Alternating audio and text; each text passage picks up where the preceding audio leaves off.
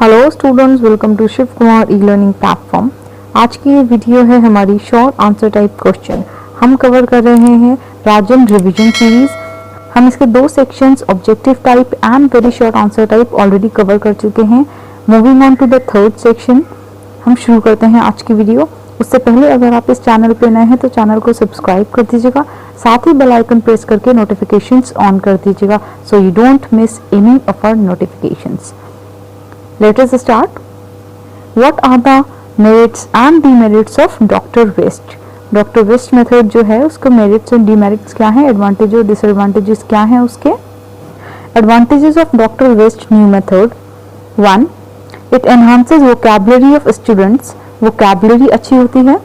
It develops comprehension in self activity because the main emphasis lays on silent reading. इसमें क्या होता है, इस मेथड में हम साइलेंट रीडिंग पे ज़्यादा फोकस करते हैं तो हमारी सेल्फ स्टडी और कॉम्प्रिहेंशन समझने की शक्ति जो है ज़्यादा बढ़ती है। Reading develop students taste of English. Students taste of English means if you are reading something you automatically start liking it. It develops the habit of independent reading.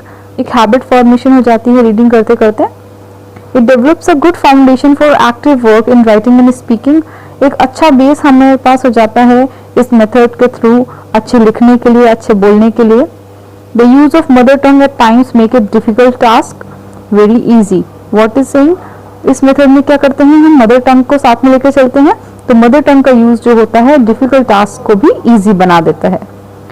7th, frequency repetition of new words help in increasing the vocabulary of the people.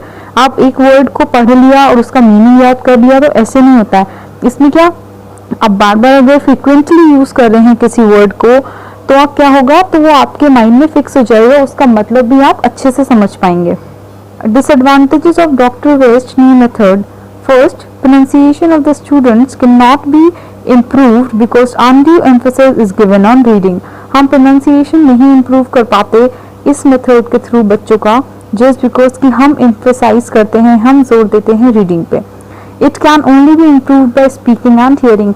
लेकिन pronunciation improve कब होता है, speaking and hearing से, but यहाँ पर क्या, यहाँ पर हम जोर दे रहे हैं रीडिंग पे। Second, this method totally ignores the other 3 aspects of the language. इस मेथड में हम बाकी 3 एस्पेक्ट्स को बिल्कुल निगलेक्ट ही कर देते हैं, सिर्फ किस पे फोकस करते हैं, रीडिंग पे। लर्निंग, राइटिंग और स्पीकिंग को बिल्कुल हटा देते हैं। तो it ignores the 3 other aspects of the language. कौन से एस्पेक्ट्स को इग्नोर करता है, learning, writing, speaking and understanding. Third point, sometimes the teaching of English becomes dull and monotonous because only one activity, that is reading, is persuaded. क्या होता है, एक ही चीज बार बार करने से वो मोनोटोनस हो जाती है, वो बोरिंग होने लगती है। रिपीटेडली हम एक ही चीज कर रहे हैं तो उसमें कोई न्यू चीज, हमें न्यू एलिमेंट नहीं मिल रहा करने के लिए, तो it becomes monotonous and boring. Fourth, reading alone can not create and develop interest among the reader. सिर्फ रीडिंग से ही रीडर का इंटरेस्ट नहीं बनेगा। Fifth, this method is not psychologically sound because it requires a detached study of words and their use in their respective situation and sentences is ignored. What are they saying, they are saying the complete sentence is ignored and the detached meaning एक word निकाल करके समझा देते हैं जो कि नहीं होना चाहिए। Sixth, this method ignores the subconscious efforts of the learner to learner, comprehension, hearing, intonation, articulation etcetera. वही बात जो उसने अभी कही कि सिर्फ रीडिंग पे फोकस किया जाता है, बाकी किसी भी चीज पर फोकस नहीं किया जाता। 7th, the forced use of mother tongue, the detached word study, the negligence of composition and grammar, the limited vocabulary, too much repetition, translation of some other defects of this method. Next question, describe the audio-visual teaching aids. These teaching aids are used to facilitate both audio and visual senses and encourage listening and observing functions. Thus, these aids involve more than one sense simultaneously and learner is more active. इसमें क्या रहता है, हमारे दोनों senses work करते हैं, हम किसी चीज को देख भी रहे हैं, सुन भी रहे हैं, समझ भी रहे हैं, so we are more active in this state. This is most effective and useful than earlier aids. पहले जो हम चीजें यूज कर रहे थे उनके मुकाबले ये ज्यादा इफेक्टिव है। The learning structure can be generated more easily and comprehensively. What are they saying? Learning structure कि हमें क्या पढ़ाना है इसको हम ज़्यादा बेहतर तरीके से formulate कर सकते हैं. These aids develop the perception of the learner, which is the basic of the understanding of any concept. Television, films and radio tapes are the examples of audio-visual aids. These are the costly and rarely used in teaching learning situation.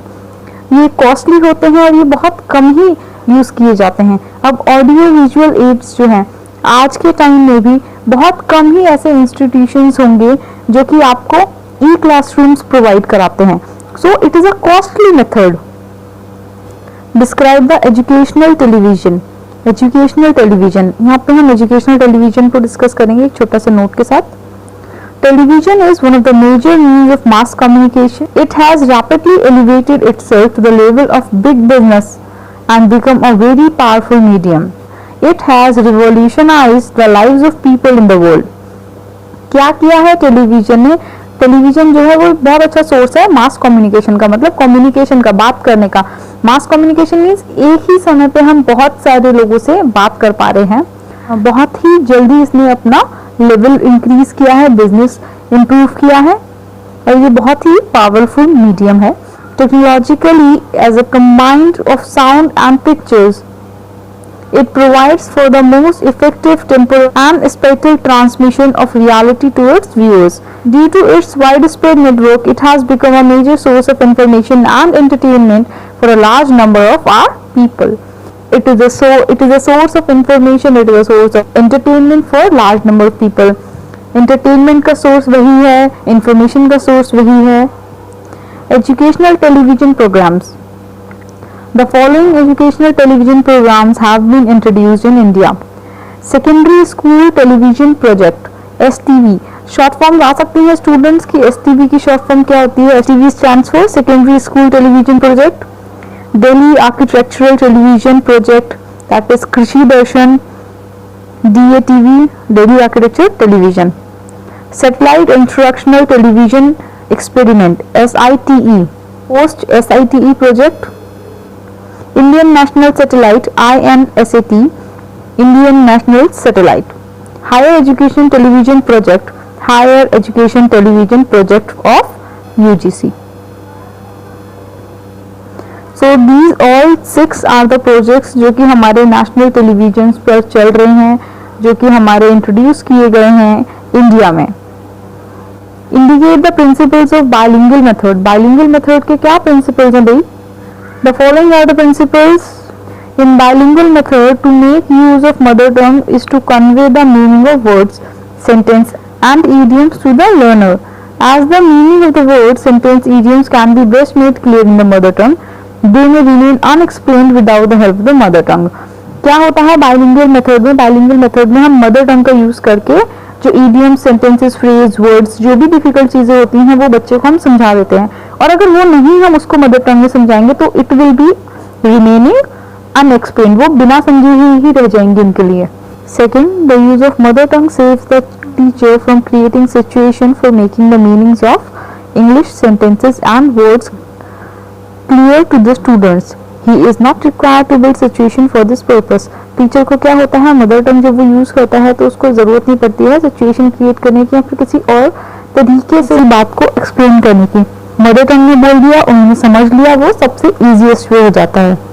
Third, the time saved from creating situation for teaching sentence and words for a foreign language can be used for giving pattern practice to the students.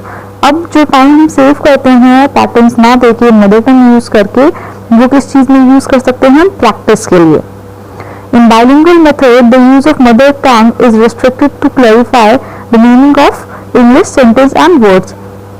एक हद तक ही हम mother tongue use करेंगे, वो सिर्फ explanation के लिए restricted है कि हम सिर्फ वर्ड्स एंड सेंटेंसेस के मीनिंग को क्लैरिफाई करें. In translation method the mother tongue is used to paint dark shade. In bilingual method there is a touch of the lighter shades of mother tongue. क्या होता है bilingual method में? Comparatively explanatory method से mother tongue थोड़ा कम use करते हैं हम. Discuss the causes of failure of the cultural approach in India. The condition of India Learning to adaptation of the structural way of teaching in view of change object of teaching English. As regards the classroom condition, we can say that the classroom condition in most of the Indian schools are not conducive to practice this approach. क्या होता है हमारे India में, अगर हम अपनी देखेंगे तो ज़्यादातर जो क्लासरूम होते हैं इस तरीके से नहीं बने होते कि वो इस अप्रोच को, जो स्ट्रक्चरल अप्रोच है, उसको फॉलो करें. दो फैक्टर्स जो बेसिकली प्रॉब्लम क्रिएट करते हैं वो हैं, firstly the classes are overcrowded, individual attention can not be paid under each and every people to understand his problem. हर एक बच्चे पे ध्यान नहीं दिया जा सकता बिकॉज क्राउडेड बहुत होती हैं क्लासेस, बहुत ज़्यादा बच्चा होता है क्लास में. And secondly very few teachers are trained to teach English through structural approach. They rely on the traditional classical method. The heavy workload on teachers dissuade them to follow any approach that requires pains to the path. What are they saying now? कि इतना ज़्यादा overburden कर देते हैं teacher को कि वो कोई अपनी तरफ से एफर्ट्स लगाना ही नहीं चाहते. The role of secondary school is limited to the development of the basic skills of language with the graded language material in the shortest possible period. This is to be achieved. The way of English should be taught in school must be rationally planned. अगर हमको change करना है तो हमें इस चीज़ को rationally plan करके चलना पड़ेगा. The structural approach gives us that plan. Plan हमें कैसे मिलता है? Structural approach हमें वो प्लान देता है.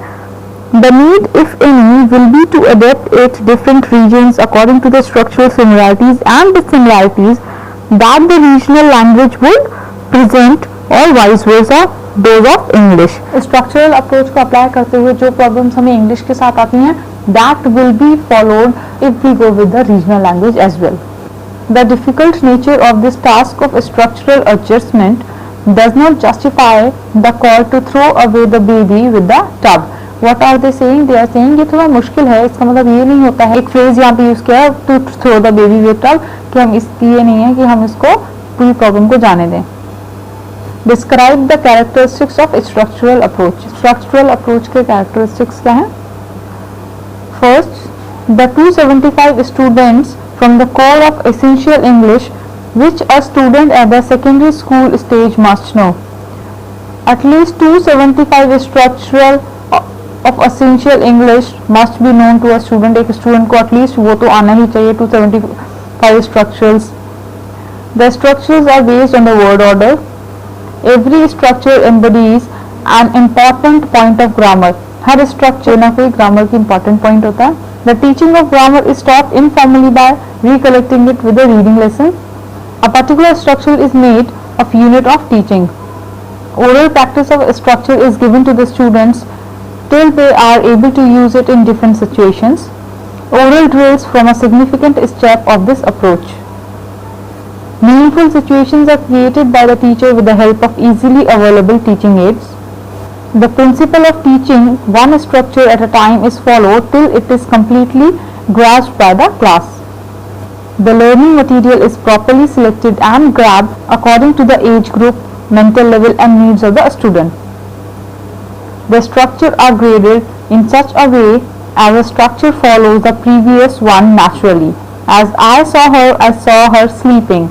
एक पार्ट करके ही स्ट्रक्चर फॉर्मेशन सिखाया जाता है और ये सारे कैरेक्टरिस्टिक्स होते हैं हमारे स्ट्रक्चरल अप्रोच के.